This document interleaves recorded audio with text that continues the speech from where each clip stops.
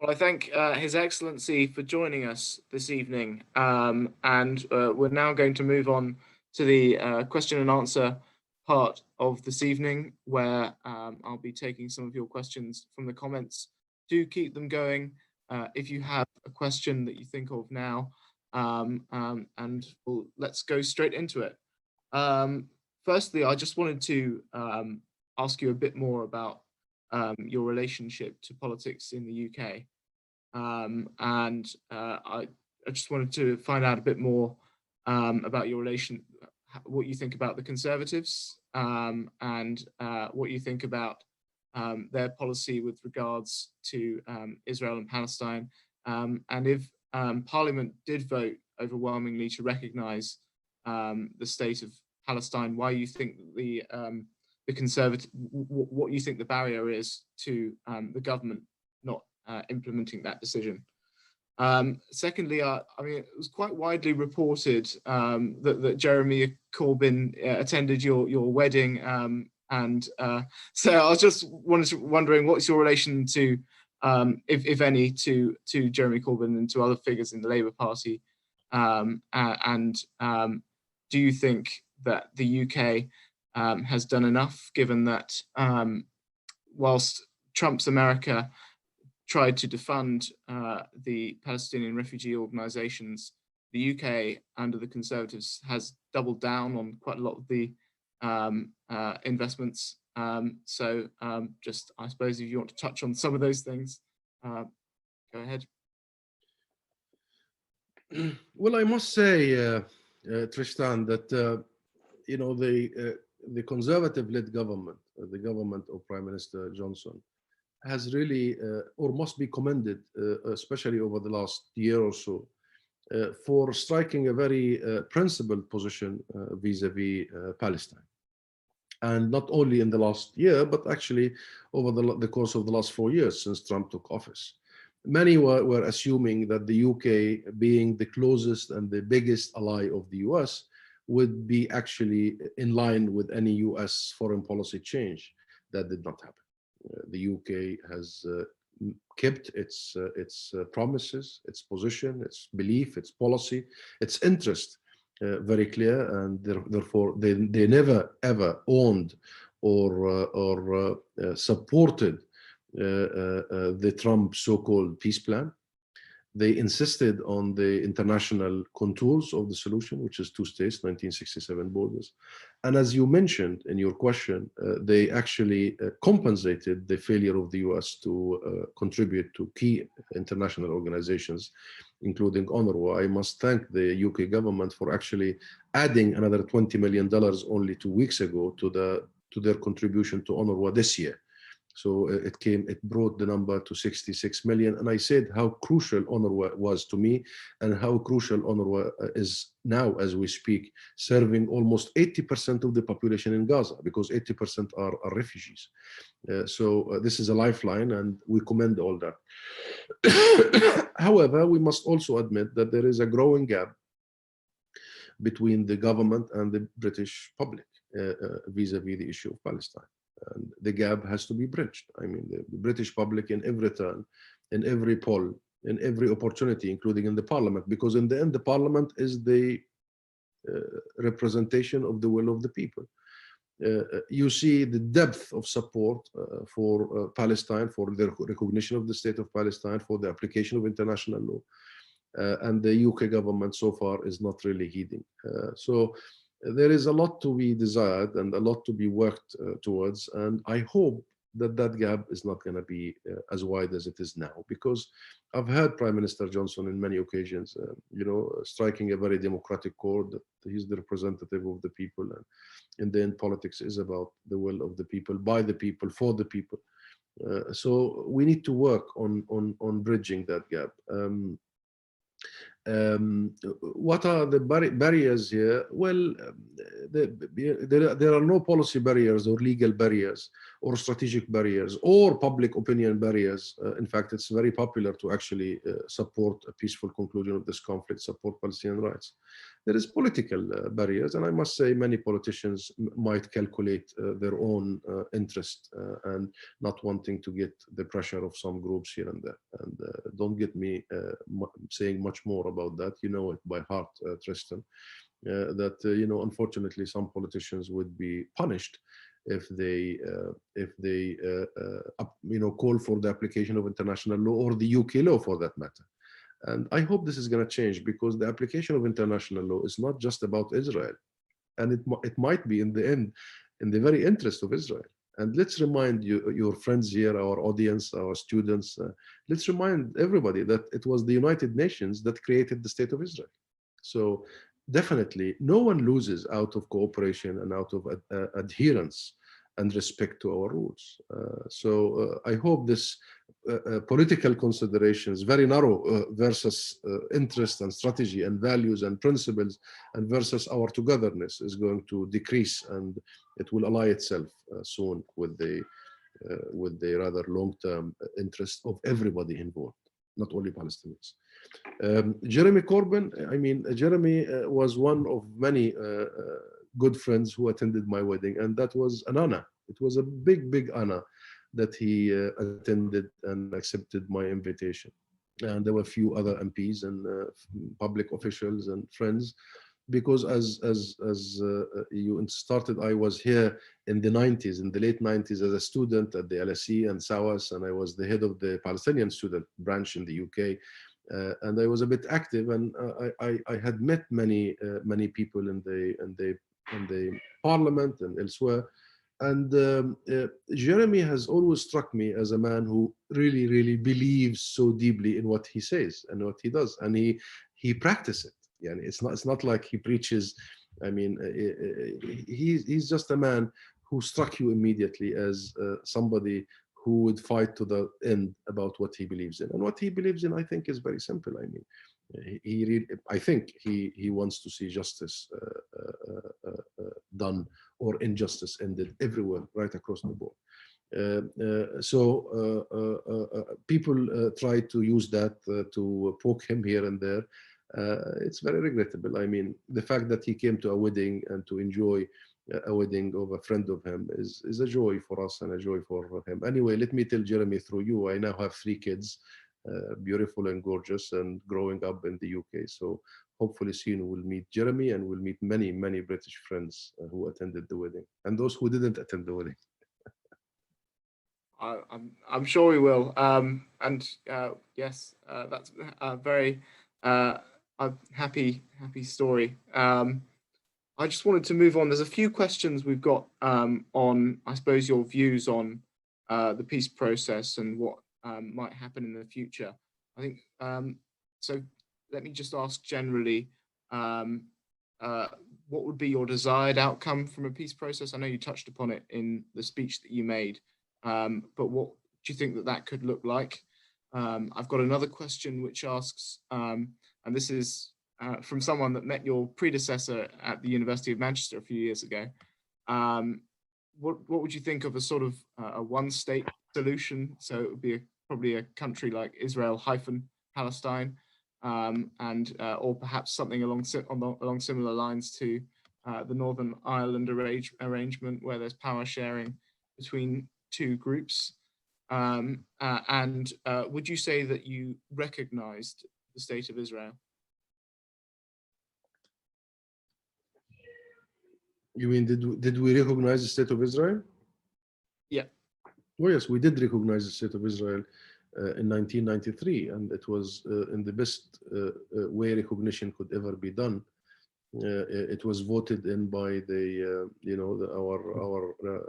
our parliament and the PNC, and Yasser Arafat, the late president of Palestine, the founder of our national movement, sent a former written letter to Prime Minister then Yitzhak Rabin, confirming that the PLO, the Palestine Liberation Organization, as the sole legitimate representative of the Palestinian people, recognizes the state of Israel. Unfortunately, that recognition was one-sided, and we never received a reciprocal recognition since then. And in my opinion, while what we did was right, what Israel did was wrong.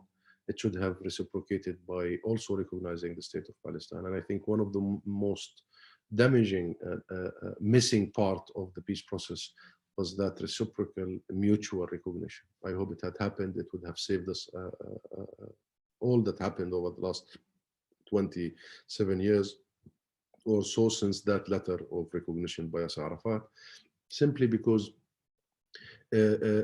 unfortunately, because Israel never recognized the state of Palestine on the borders of 67, it took our recognition actually almost as a license to encroach and to build more settlements. And as a result, in the last years, Israel has quadrupled its colonies, illegal colonies in the West Bank and in East Jerusalem. So if time goes back, I think we should have insisted on the mutual side of recognition. As for the desired outcome of a peace agreement, as I said, it would be just the United Nations Security Council resolution.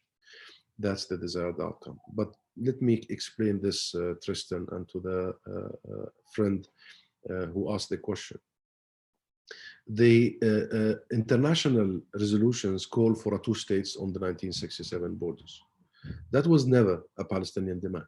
In fact, linking to your last question about the one state, the PLO platform before that was a one state, a decolonized one state. So for Palestinians, accepting international resolution, accepting the two-state solution was not a Palestinian demand, it was a Palestinian concession and a Palestinian offer and a Palestinian acceptance of the international requirements and the international pressure. And it's very important to point that point, because many think that, oh, it's we who demand the two-state solution. No, many Palestinians saw in the two-state solution a big, major injustice. Why should we accept 22% of our own land, and why should we deal with such a painful compromise? And well, in fact, we are the indigenous, and what happened happened. But sometimes you don't focus on what is 100% absolute justice. Absolute justice can be very difficult to attain. You focus on the relative justice. And I think the very idea of supporting two states on the 67 is a relative justice concept. And I go with it, and we go with it, because you want to focus on your next generations, and you want to live and let live. And you want to find a formula that is win-win. So the world decided that the win-win is the dividing historic Palestine, 78% to Israel and 22% to Palestine and the Palestinians. We accepted that. Of course, East Jerusalem is in the part of the 22%. Regrettably, as you know, Israel doesn't accept that. And over the years of signing the peace process and trying to achieve the peace, it has used that as a Trojan horse to actually undermine severely, if not actually have delivered lethal blows to that very prospect. The two-state solution has eroded over the last 20 or so years.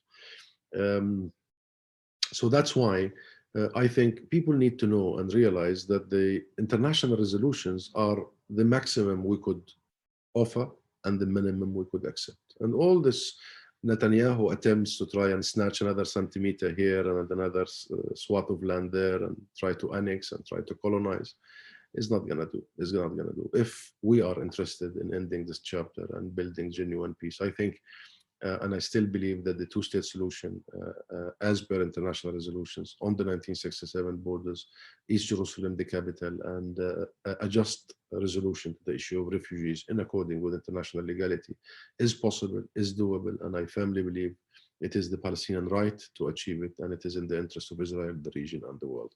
As for the one-state solution, I think we don't mind. I mean, we don't mind.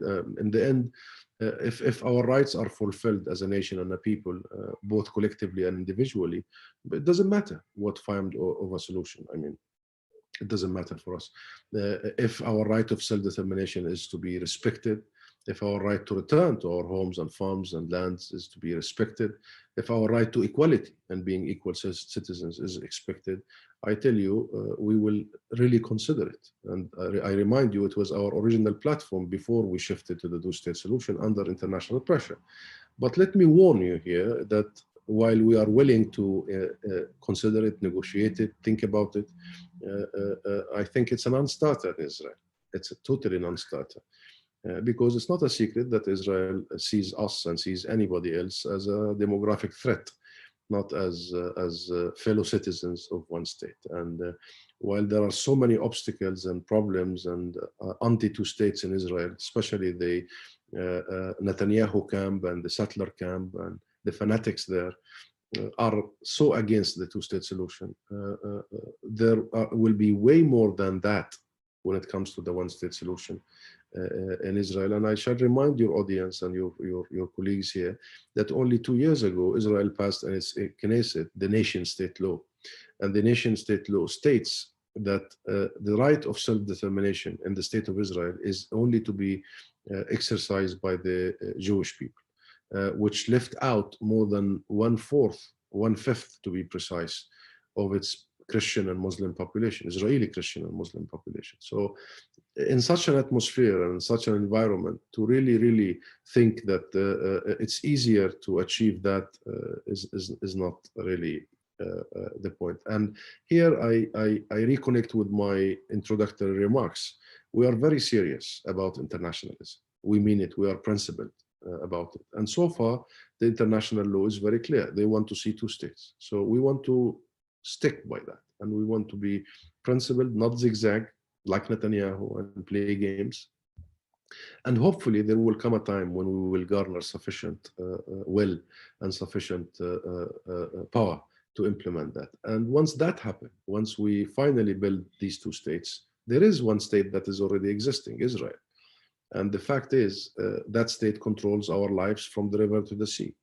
And the fact is that government is in total control of the entire land, resources, movement of people. The problem is Israel wants to have the cake and eat it too, and neither it wants to concede its military occupation of the West Bank and Gaza and allow us to build a state, nor it wants to go for a one-state solution. So instead, what Israel is doing is going fast and deep into a full-fledged apartheid. And actually, Tristan, allow me here to correct myself. It's not apartheid, it's apartheids with an S. Apartheids that is being erected all over and has been erected over the decades in Palestine. I'll give you one example. Over the last few decades, actually, the system has been in the build-up, whereby, before that, let me define for you what is apartheid. If you go to the UN, there is a special committee there, and ask them what is the definition of apartheid, they will tell you if a country applies two sets of laws on two sets of people. So that's apartheid. In Israel, actually, there are more than two sets. There is special law applied on Jewish Israelis. A distinct different law applies on Palestinian citizens of Israel. Another set of laws applied on the Jerusalemite. You know, they have a different legal status, different IDs. You've been there, you've seen that. There's a different set of laws on the West Bank and Gaza. And by the way, in that West Bank and Gaza, there are also different treatments, because the worst is if your ID is from Gaza. Yeah, you cannot go anywhere. You're less so if you are from the West Bank, and less so if you are from Jerusalem. So even the segregation is among the occupied people. And, you know, God forbid, if you're a refugee from outside, you don't even have a hope to even come into the occupied territories. And in every category, there are subcategories. So the apartheid that exists has to be resolved. And there are only two ways to resolve it. Either Israel quits its military occupation, genuinely, really, seriously, in accordance with international law, or it gives in and gives up its racist apartheids-like management and gives people equal rights. I would argue that to save lives and to save time and to save future generations, we might be much closer, if we are talking about not what is desirable, but what is possible, the two-state solution might still be more possible than the one-state solution. And once we achieve that, once we achieve the two-state solution, I don't think that excludes or prevents the possibility of actually having two states that have no borders, an EU-like situation whereby people can move freely, work freely, travel freely, live freely. And I think that will take us faster to a situation whereby we join and we create that blast in the positive sense. Because, Palestine has the youngest, most educated population in the region, and Israel has the high-tech, most advanced economy. Israel wants us to be a bridge to East. Netanyahu is trying to, make his own ways, but it's not going to work. The people will not accept it. It's a show, and we need Israel to the West. So should that happen, I think it will be to the political, but also the economic interests of the people. So it's a long answer for a short sentence to say, should we garner sufficient political will to implement international resolutions towards a two-state solution? I think it can still happen. Well, thank you. I was actually going to ask a question on the Palestinian economy, but I think you've covered it in that. So I'll just ask you two brief ones, if that's all right. And I'll ask them at the same time. We've got someone watching whose grandfather worked as a legal advisor to UNRWA for 15 years, and their grandfather is listening in, and hearing your praise for the organization has greatly moved him. So I did want to let you know about that. And he had a question which was on the recent normalization of ties between Israel and the UAE. And do you expect the rest of the Arab world to follow in that direction? And does that affect Palestine's relations with other Arab countries? And just briefly, do you think that different factions in Palestine, Fatah and Hamas, will come to a more normalization that will allow fresh legislative elections soon? So I know that's a lot. No, but to your friend's grandfather who's watching us now and who served as a legal advisor to UNRWA, I wish I knew where Gaza, the West Bank, or Lebanon, or the surrounding countries. But allow me, sir, to thank you for what you have done. I believe it was a very worthy of your time and efforts to really do such a great service. And I meant to focus on UNRWA a little bit in my remarks to give you and the many people like you, that army of humanists, and that people who took, who left everything behind to help people like us and to stick by their principles. I meant to say thank you. And I also meant to say that why, governments like Trump's are attacking UNRWA, because it does bring the best in us, and it does bring that sense of togetherness, that sense of global responsibility. So thank you, sir. I bow for you. Now, for your questions, Tristan, about normalizations. You see, normalization is not the issue. The issue is how do you use normalization to advance the cause of peace? And we always say that normalization is a major incentive for Israel to end its illegality and occupation. And we want it to be the carrot that will actually push the Israeli public and the Israeli government towards the haven of peace, the paradise of peace.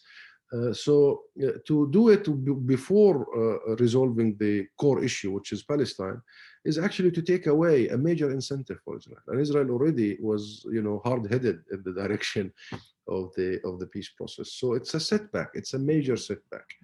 And it's an advancement for Netanyahu, who argues for his people that he can keep the military occupation and the illegal colonization and the besiegement of the people in Gaza and the de-Arabization of Jerusalem and the daily demolitions of the Palestinian homes and wiping villages, and all that is happening in the occupied territories, murdering people with impunity, without any accountability. He's telling the public he can do all that, and yet he can normalize. And his logic is, I told you so. You see, I can still normalize. And now the formula is not the international formula, which is land for peace.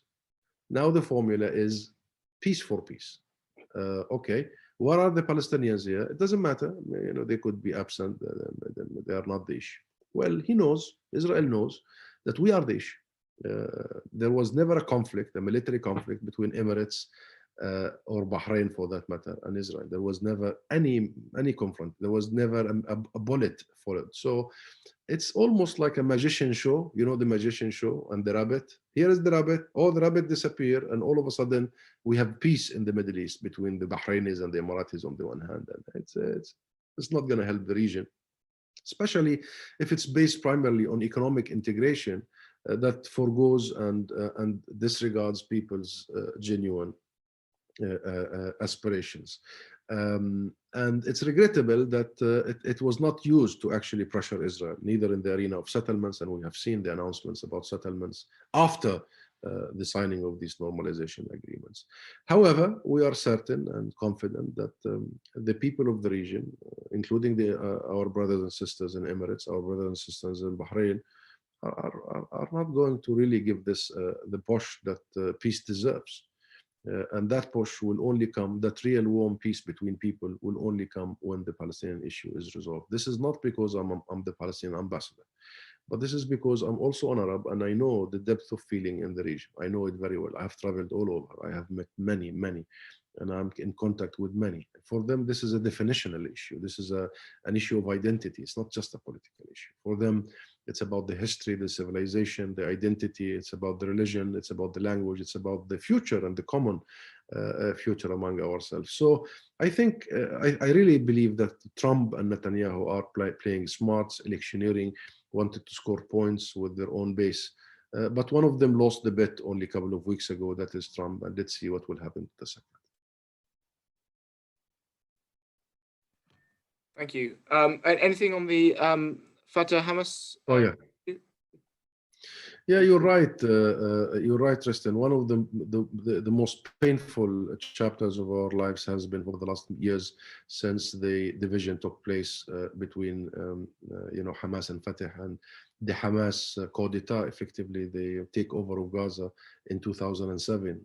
And what has followed in terms of the damage that has inflicted on our own people, first and foremost, because our people expect more and our people deserve more.